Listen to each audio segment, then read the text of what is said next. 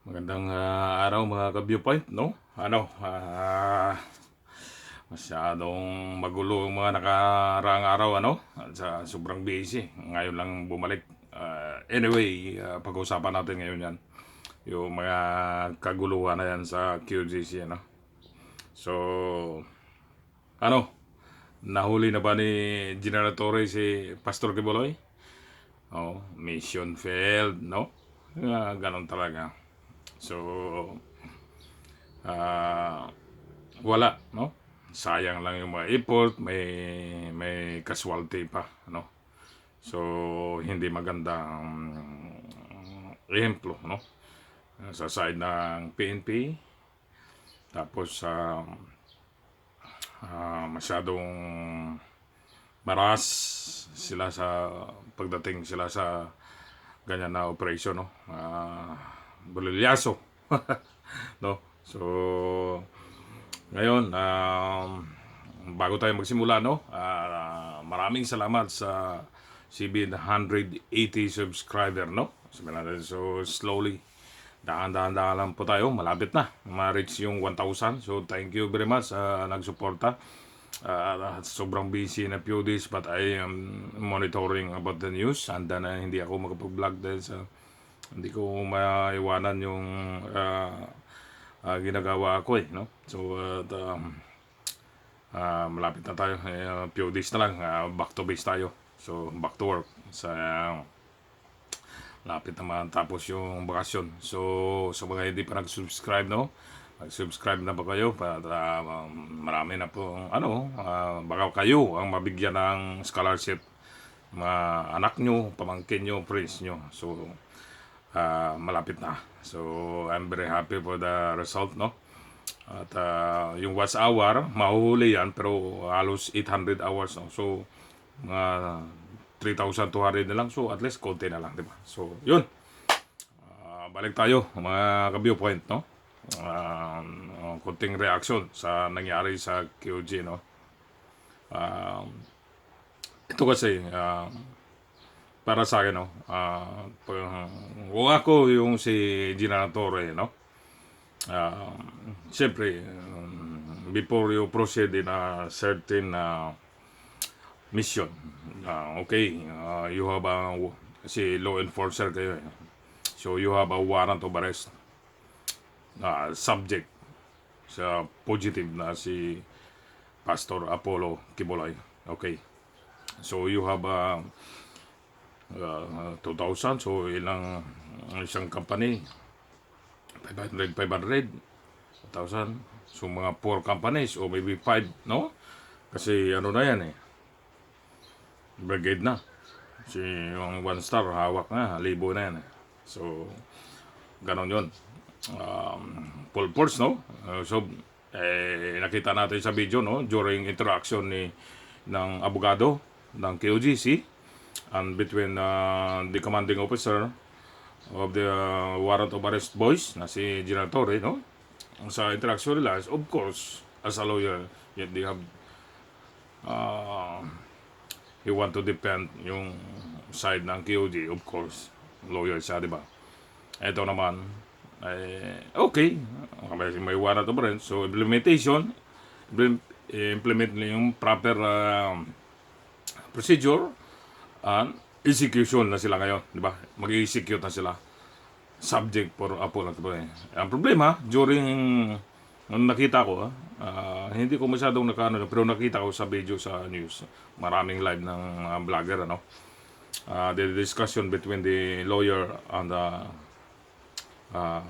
General Torre. So, masyadong mainit siya, eh. Excited. Masyadong mainit, no? Dapat, siya mismo ang mag-lead, no? Okay? You show your legal documents. This is the warrant of arrest for your pastor, no? Nandito kami ngayon para kunin siya dahil may warrant of arrest, eh, no? So, kailangan niya mag-explain or humarap sa korte. So, ganon yung you have to explain na malumanay, maayos. Walang, kasi ang objective mo dyan is makuha mo si Pastor Quibulay, no?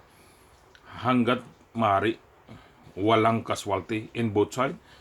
Sa mga civilian, lalo na sa PNP, you have to defend also.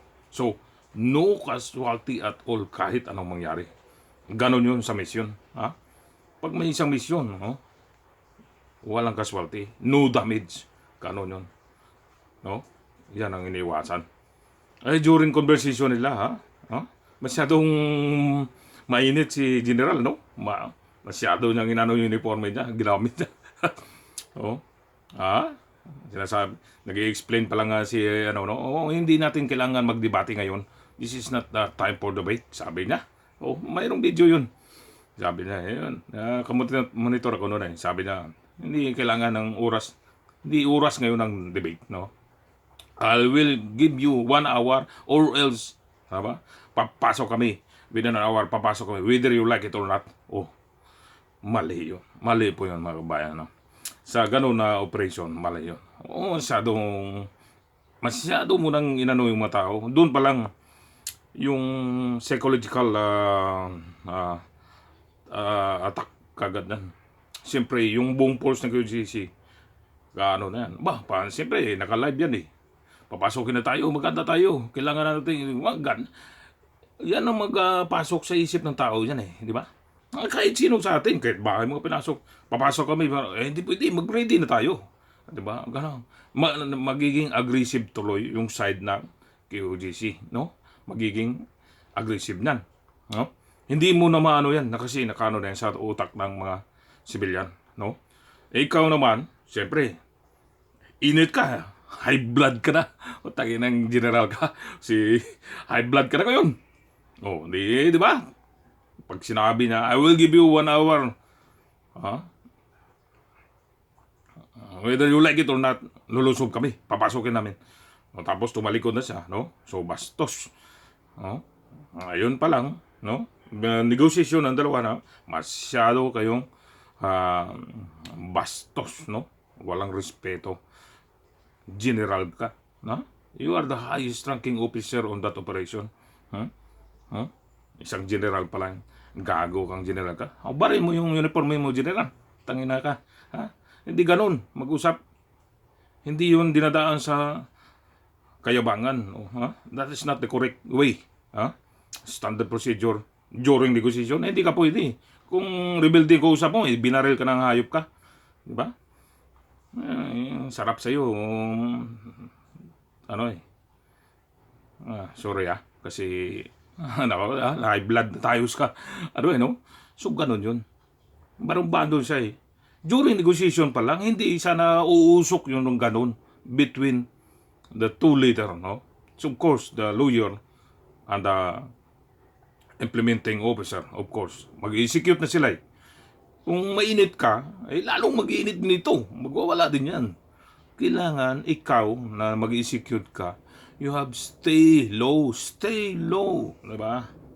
Huwag kasi adong hot ng kagad. Ang imo kasi is, hindi mo makuha, diba? Kailangan use your mind. Use your head, general. Use your head. Bobo ka kasi. No? Bobo ka. Kailangan makuha mo yung simpatya ng tao. You have to stick on your target. Focus ka dun. Kasi the more mo makuha yun, maano mo yung moral ng mga miyembro ng QGC, baka makakuha ka pa ng information. Nakuha nyo mga ka-viewpoint? Ganon yun. Dapat kabagsik. Hindi nadadaan natin sa gera. We are not winning by use of weapons. Ginagamit natin yung talino natin. Hindi lahat na by weapons, by use of weapons, maubusan ka. But by use of your mentality, strategy, yung sinasabi natin, makukuha mo, mahuli mo yung target. Even by use of your magic words na sinasabi. Ganon yun. Papakita mo, nandun ka. Ikaw ang commanding officer. commanding general. By using of your words, magiging peaceful, yung mga tirada. Kausapin mo, kayo mga, dapat mga mahal kong kapatid, no? Nagpunta kami dito, hindi gera. Ayaw namin may masaktan kahit isa sa inyo. May mamatay dyan. Sa aming side din, We will respect in your side. Titingin lang kami. As usual, as normal. Because we are, siguro naintindihan nyo, we are just following order. You have to tell the magic words sa mga UGC members. Ganon yun, yung strategy. Makuha mo yung simpatya nila.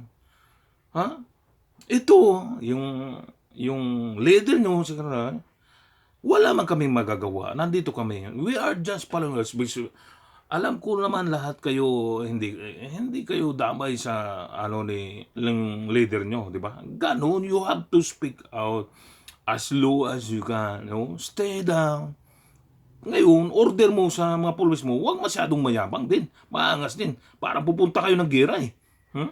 Walang kalaban-laban ang puntahan nyo. Doon pa lang, sablay na kayo. Doon pa lang, in the first place. Ito yung pinag-usapan muna natin during operation pa lang mga ka-viewpoint.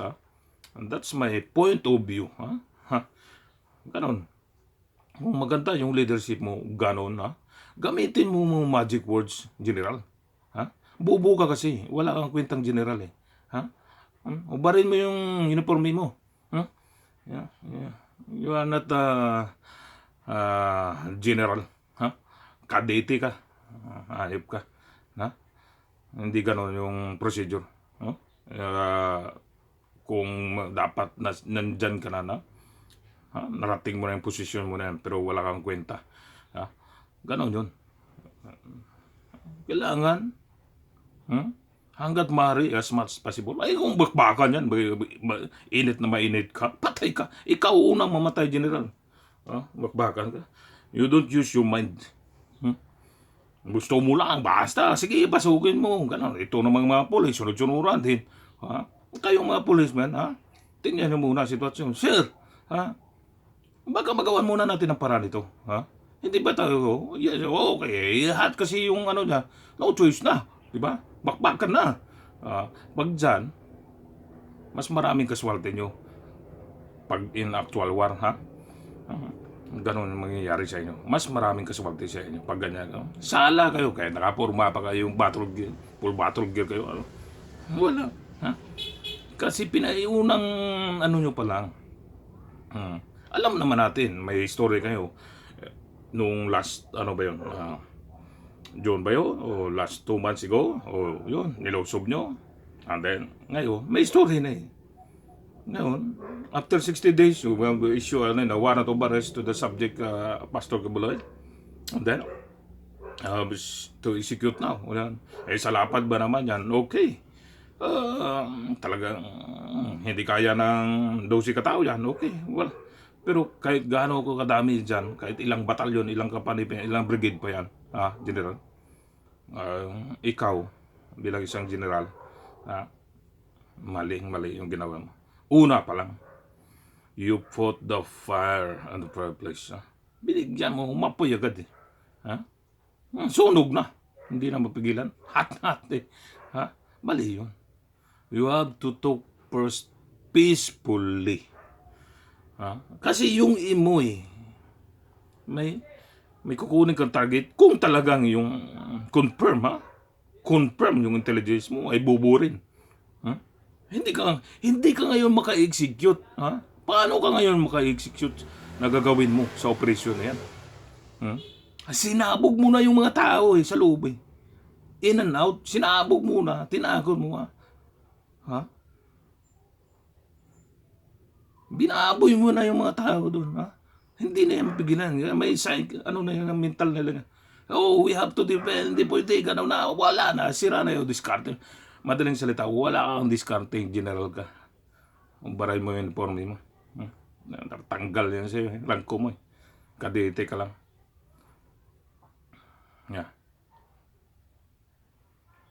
Implement ka ng operation. Alam mo, General, hmm, ngayon, mayroong nadali. Kahit sabihin mo nung sinabi na lang ng mga pulis ngayon, statement nila, hindi kami yan. Kasi matagal na yan nakapesto dyan. Walang kain, walang to, namatay na.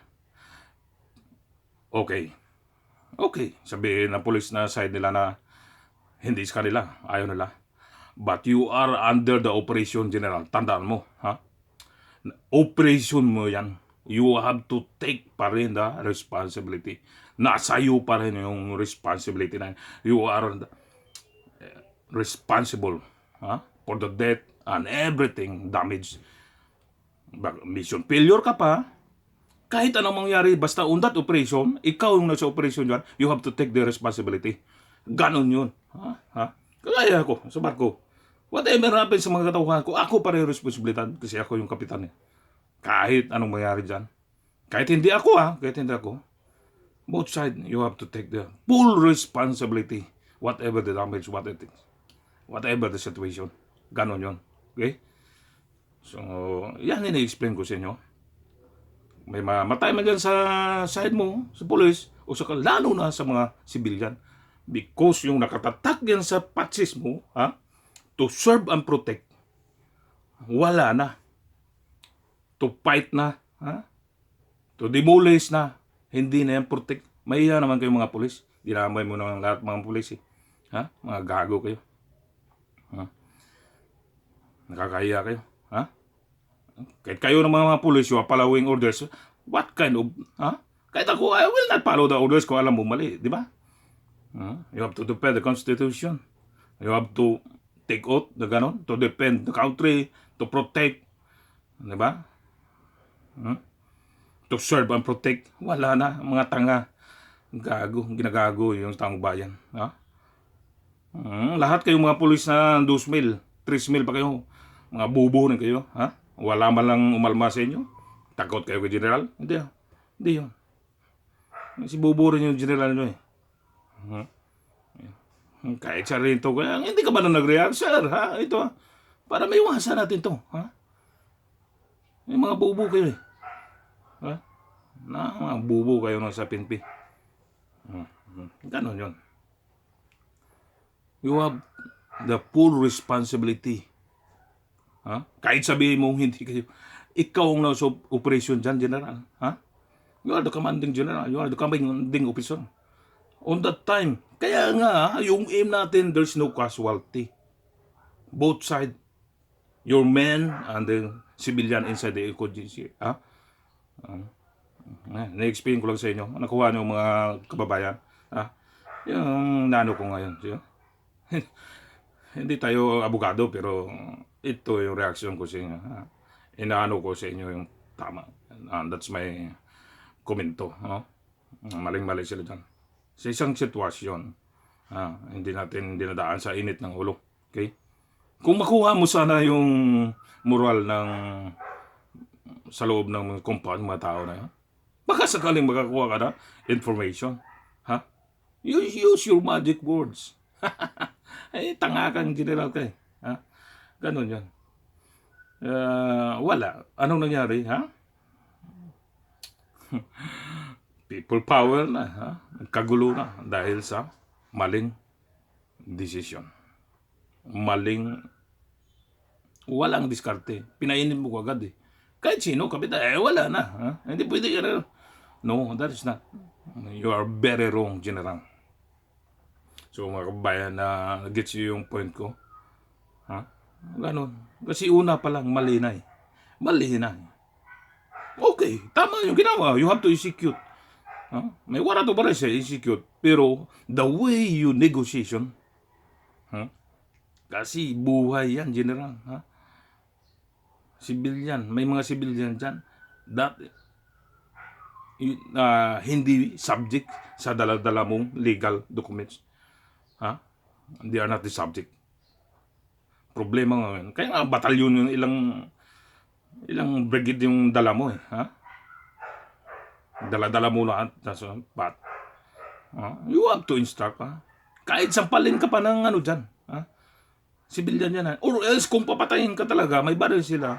No choice. I have to defend yourself. Kung tirahin nyo in the last moment, in the last moment of your life. Pero kung sinasampal ka, sinisagawan ka ng ano dyan, ha, sana yung mga training nyo, ha? Stay down, stay low, general. Ha? Itong, hindi mo biyan, winasak nung nga nyo yung mga ano doon, ha? Yung mga ano sa likod, ha? Persahan, eh. Hat na, eh. Dapat, tinanong mo yung mga tao mo, ha? Stay down. Kasi gusto ko kausapin, eh, ha? You have give time, general, sa negotiation, ha? Hindi na bara-bara. Bara-bara ang ginawa mo, eh. Ha? So ngayon, ha? May namatay. May nasaktan, ha? You are the full responsibility of that incident. Kasi ikaw ang may operation dyan. Ha? Nasaan lang sinasabing to serve and protect. Ha? Gago kayo. Ha? Okay, yan lang muna ang mga ano ko ngayon kabyupita. Na na-blood ako, eh. Ha? Maling-mali. Okay? Maraming salamat, ha? Sana magbago na itong klaseng administrasyon, ano? Kasi walang kakwenta-kwenta talaga. Okay? So, yan lang ang reaction natin, no? Sa ano na yan? Sa operation lang. Hindi, mayroon pa tayong next na i-vlog ko yung regarding, explain ko sa inyo yung Reto Bamparo na yan, ha? Na inano, no? So, later on, we will discuss it. So, thank you. Maraming salamat. I hope na nabigyan ko kayo ng munting explanation sa operation, no? Execution ng GOJC on the last days. So, mag-ingat po tayo lahat, no? Maulan. Laging mag-pray, no? So, mga kababayan, God bless us all. Thank you.